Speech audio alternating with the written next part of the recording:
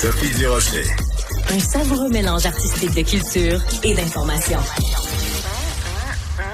Persona non grata. Comment ça se fait que des gens qui ont fait leur mea culpa, ont fait face à la justice populaire, sont encore, dans certains cas, persona non grata dans certaines salles de spectacle? En tout cas, c'est la question qu'on peut se poser quand on a lu avant-hier la page Facebook de l'humoriste Julien Lacroix. Bonjour Julien. Bonjour. Alors, tu as décidé de te vider le cœur par écrit en disant, écoute, moi, ça fait vraiment 150 spectacles, 40 000 billets vendus pour ton spectacle.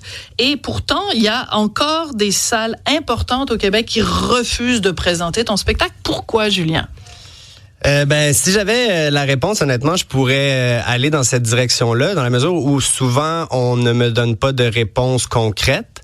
Parce que moi, je cherche qu'à m'améliorer dans la vie ou à trouver des solutions, à voir, OK, mais comment on peut faire mieux? Je veux faire ça je veux faire ça toute ma vie, moi, des spectacles. Donc, pour le prochain show, pour les futurs spectacles, comment on fait si j'ai envie d'aller rencontrer les gens de cette ville-là puis que la salle adéquate, la salle de la ville n'accepte pas de me recevoir? Parce que il y a toujours des alternatives, tu sais, des bars, des sous-sols d'église. Je l'ai fait en début de tournée quand je recommençais tranquillement à faire des shows. Mais veux pas, ça n'a pas le décorum d'une vraie salle. Des bars, les gens c'est moins payant parce qu'il y a moins de gens qui peuvent rentrer. Ouais, mais au final, je pense que des fois, de louer une salle X peut être plus payant parce que tu as l'entièreté des revenus. Moi, c'est même pas une question d'argent. Mes billets sont pas chers parce que je veux que le plus de monde possible vienne voir le show, des jeunes notamment.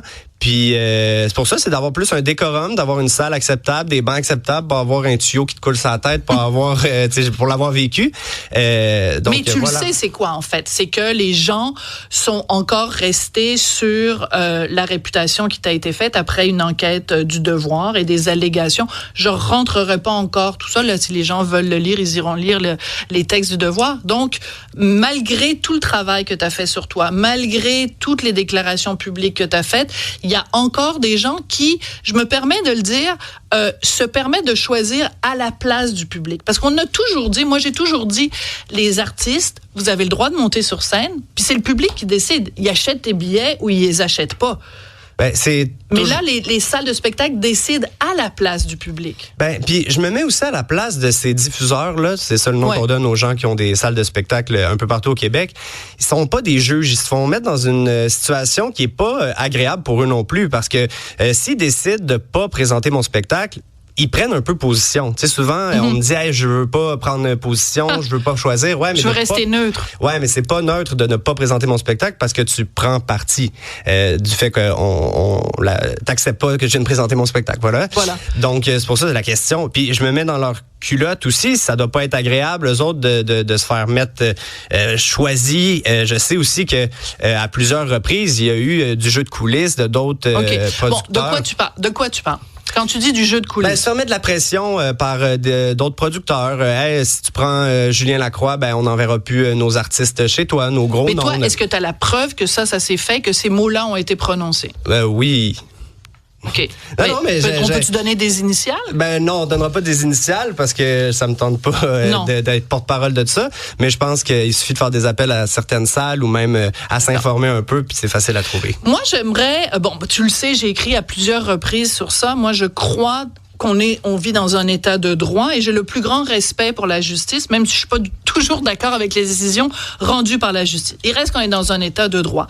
Je prends l'exemple de Éric Lapointe. OK, Éric Lapointe, il a plaidé coupable à des accusations de voies de fait. Il a eu une absolution conditionnelle, etc. Donc après, toi, dans ton cas, il n'y a pas eu de plainte à la police, il n'y a pas eu d'accusation, il n'y a pas eu de procès, il n'y a pas eu de décision de justice. Alors moi, j'aimerais qu'au Québec, on établisse un barème, qu'on dise, quelqu'un a fait face à une décision de justice, cette personne-là, après 1 an, a le droit de remonter sur scène. Et qu'on dise, quelqu'un qui n'a pas été visé par des accusations criminelles ou quoi que ce soit, rien ne les empêche de monter sur scène. On peut-tu avoir des règles claires? Ben, je pense que c'est ce qui est en train de se passer parce que c'est une des premières fois au Québec, en tout cas, qu'on est confronté aussi frontalement à ça, à ces questions-là, de faire, OK, mais sur quoi on se base? Qui décide? Moi, je pense aussi que la justice a son mot à dire avec les peines qu'on donne, mais aussi le public, après ça, de faire est-ce qu'ils suivent? Parce que moi, je le dis tout le temps aux salles, si la salle est vide, je te rappellerai pas, je vais pas pousser pour louer une salle X si le public est pas au rendez-vous, mais là, le public est là, il y a des villes où on me demande de venir et que la réception est pas là. Puis je vais rajouter un truc aussi, on parle souvent, puis moi j'ai lu la grosse étude qui a été faite par plein de groupes sur au Québec, les ventes de billets au Québec, les spectacles au Québec, il y a un tiers de moins de ventes de billets qu'avant en ce moment. Parce qu'à cause des résultats de la pandémie, exact. C'est ça. Et moi, je regardais ça, puis les jeunes, les 15-30 ans, je pense, c'est ceux qu'on a le plus de difficultés à aller chercher pour qu'ils rentrent une première fois dans une salle. Parce que si tu rentres une première fois dans une salle, après ça, t'es bien plus propice à revenir, de savoir qu'elle existe, de savoir, OK, c'est ça, c'est comme tout, première fois que tu rentres dans un lieu culturel, après ça, t'es bien plus propice à pouvoir revenir. Moi, je vais y aller, save 60% de la salle, c'est des jeunes entre 15 et 35 ans, des gars, des filles, qui souvent, les diffuseurs qui diffusent le spectacle le disent, hey, c'est la première fois qu'on voit ces jeunes-là dans nos salles. Mais on peut pas nier qu'il y a un malaise. La dernière fois que tu es venu en entrevue ici, dans la salle d'attente, il y avait Josée Blanchette. OK? Ouais. Et, en tout cas, bref, je ne parlerai pas de ce qui s'est passé, mais peu importe, mais Josée Blanchette était fâchée contre moi que je te reçoive. Donc, moi, je trouve que c'est important aussi, parce qu'il y a un éléphant dans la pièce. Il y a des gens qui sont mal à l'aise en ta présence. Est-ce que toi, tu reconnais que ça peut exister, ça, des gens qui sont mal à l'aise devant toi? Premièrement, j'avais pas su ce truc-là. C'est après que j'ai su qu'il y avait eu un malaise, parce que moi, entre-temps, j'avais lu son livre, puis j'avais trouvé ça très bon. Josée Blanchette, Julien Lacroix, peut-être qu'elle aurait préféré que tu mettes pas la main sur son livre. Mais je peux comprendre qu'il y a un malaise. Après ça, un spectacle, c'est des gens qui décident d'acheter des billets puis de venir voir le show. Oui. Moi, j'ai même rencontré des équipes de salles en leur disant, écoutez, si vous avez des questions à me poser sur mon cheminement, sur qu'est-ce qu'il y en est, sur où on se situe, gênez-vous pas, je l'ai fait, je suis allé rencontrer les gens, je suis allé parler avec eux autres. J'ai aucun malaise avec ça. J'ai aucun malaise avec des gens qui ont des malaises. J'ai un malaise avec qu'on décide pour des gens qui ont le droit de voir ou pas. Et en fait, tu as un malaise. En fait, je veux pas te mettre des mots dans la bouche, mais ce qui est dommage aussi, c'est l'absence de dialogue. C'est-à-dire que si, en effet, les gens te disaient en pleine face, regarde, moi, je veux pas t'avoir dans ma salle parce que ça m'écoeure, tu m'écoeures, peu importe. Mais au moins, tu pourrais dialoguer. Mais si les gens te le disent même pas, comment peux-tu répondre à une hargne qui est même pas nommée? Oui, vas-y, Sybelle. Et c'est dans ce que plusieurs auditeurs nous écrivent ça. D'abord, Sébastien Joliette qui dit qu'il est hors de lui, puis il trouve ça inacceptable, le tribunal populaire qui se permet de choisir pour vous, Julien. Il y a quelqu'un d'autre qui veut savoir qui lui met des bâtons dans les roues. Il faudrait que les gens soient libres d'aller le voir. On met des barrières. Donc, il y a quand même cette révolte-là qui se fait au niveau du public qui aura envie de vous voir, mais qui n'a pas accès à ça parce que la décision vient d'ailleurs. C'est un petit peu ça qui peut être désolant, c'est que des gens ont envie de voir le spectacle, puis après ça, on leur donne pas accès. Puis on parlait effectivement d'un manque de dialogue. Tu sais, moi, j'ai déposé auprès de la Disque pour avoir ma plaque de billets de 25 000 billets, tu sais, pour avoir, j'ai fait une demande pour adhérer à la Disque. Ouais. Puis ça a été très compliqué. On m'est revenu, pas revenu. Après ça, j'ai demandé, OK, mais est-ce que je peux adhérer à la Disque? Finalement, on m'a pas donné de réponse concrète sur pourquoi j'avais pas le droit d'adhérer à la Disque. Puis là, je comprenais qu'il était en processus de créer quelque chose pour qu'éventuellement... Mais après ça, je fais, OK, mais moi, je me retrouve dans un flou. Puis veut pas dans ma situation où je me produis moi-même, où je fais mon petit bonhomme de chemin de mon côté, d'avoir le stamp d'une institution comme la Disque qui dit, hey, effectivement, c'est vrai, il a vendu 25 000 billets. Ben moi, ça me donne non seulement une crédibilité, mais même ça donne une arme aux salles qui sont un petit peu plus ambigu à me recevoir, de faire, OK, visiblement, il y a des gens qui valident que son spectacle est de qualité. Puis, tu sais, je saute du coq à l'âne, mais même le fait qu'il y ait eu des journalistes qui sont venus voir le spectacle puis que les critiques étaient majoritairement bonnes, ça aussi, ça m'a donné une crédibilité, même auprès des salles, à faire, OK, ben, le spectacle que Julien Lacroix présente, il est travaillé, on est bien reçu, il y a une qualité de texte, il y a une qualité de l'ensemble de l'œuvre. Puis ça m'a donné un coup de main pour certaines salles, mais après ça, là, on est rendu à un point où je bloque, puis je fais, mais c'est quoi la suite? Après ça, c'est... C'est intéressant parce que je m'excuse, mais je t'entends parler et j'entends ce que Éric Lapointe me disait quand j'ai fait la grande entrevue avec lui en janvier 2024. Il me disait, qu'est-ce qu'il faut que je fasse pour que ça revienne? qu'est-ce qu'il faut là? C'est comme, dites-moi, c'est quoi les étapes? Il faut que je monte patte blanche, il faut que je fasse ci, il faut que je sois sobre, il faut que j'ai fait ci, que j'ai fait amende honorable, que j'ai plaidé.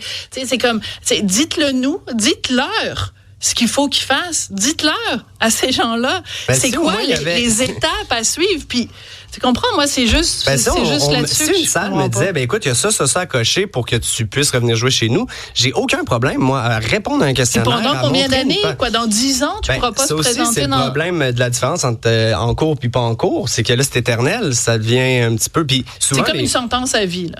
Oui, puis c'est souvent, moi, ce que je constate, c'est souvent les gens ont peur d'avoir peur. Fait qu'ils ont peur de qu'est-ce qui va arriver si je le laisse jouer chez nous. Puis au final, ils ont peur qu'il y ait des manifestations, mais sur 150 shows puis près de 40 000 billets vendus, il n'y a jamais eu de problème. Il n'y a jamais eu de problème. Pourtant, au début, tu l'as dit à nos collègues, tu l'as dit à Guillaume Picard dans le Journal de Montréal. On engagé un agent de sécurité pour les 2 premiers shows parce que j'avais reçu des menaces. Puis j'étais comme, mais ça va être, qu'est-ce qui va se passer?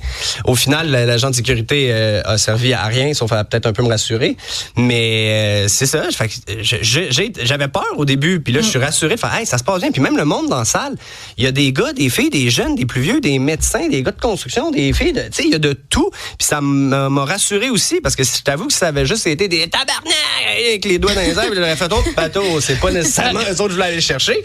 Mais voilà. On va se quitter sur un petit extrait de à partir de ce matin. Ouais. Tu as des nouvelles, des capsules, c'est super rigolo, c'est collectionneur toi-même. Ben ouais. Et donc, on va regarder un petit extrait, puis malheureusement après ça va être terminé. On va se faire un petit coucou quand même, quelques secondes là, d'une capsule sur les collectionneurs. Salut tout le monde, je m'appelle Julien. Je suis né l'année de ma naissance. À 9 ans, je collectionnais déjà les livres Le Club de Disney. À 10 ans, je collectionnais mes ongles dans un petit pot à côté de mon lit. À 13 ans, j'avais une grosse collection de cartes de hockey. À 25 ans, j'ai commencé une collection de trophées, mais j'ai arrêté. Trop commercial. Je me rends compte que j'ai toujours aimé collectionner, puis ça vient pas de nulle part. Ma grand-mère collectionnait les costumes pour le cinéma et la télévision. J'ai commencé à... Alors, tu rencontres des collectionneurs qui sont atteints de la même maladie de la collectionnite que toi? Ben, c'est que j'ai réalisé que je pense que quand j'ai arrêté de consommer en 2020, j'ai comme transféré ma dépendance, puis j'ai pas commencé à faire des triathlons, des trucs comme ça. Je l'ai transféré dans la lecture, ce qui est quand même bien. Ce qui est quand même mieux. Mais là, peut-être que l'Association des libraires va se plaindre en disant, nous, on veut pas que nos livres soient lus par Julien Lacroix. Merci beaucoup, Julien. Merci à vous.